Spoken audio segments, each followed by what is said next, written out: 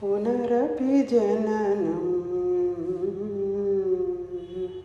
पुनरपि जननं पुनरपि मरणं पुनरपि जननं पुनरपि मरणं पुनरपि जननी जठरे शयनं पुनरपि जननी जठरे शयनम् इह संसारे बहुदुस्तारे इह संसारे बहुदुस्तारे कृपया पारे पाहि मुरारे कृपया पारे पाहि मुरारे भज गोविन्दं भज गोविन्दं गोविन्दं भज मूढमते भज गोविन्दं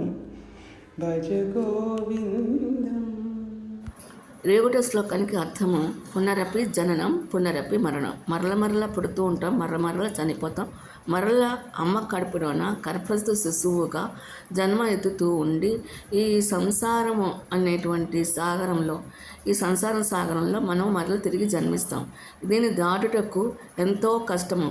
దానికి దయ కృప దేవుని కృప ఉంటేనే తప్ప మనం దాటడం చాలా కష్టసాధ్యము. ఈ సుఖ దుఃఖాల నుంచి మనలో ఉన్నటువంటి అరిషట్ వర్గాల నుంచి రక్షించుటకు మనకి దేవుని కృప ఎంతయో అవసరం ఉన్నదని, అందువలన గోవిందుని భజించుమని శంకరాచార్యులు తెలుపుతున్నారు.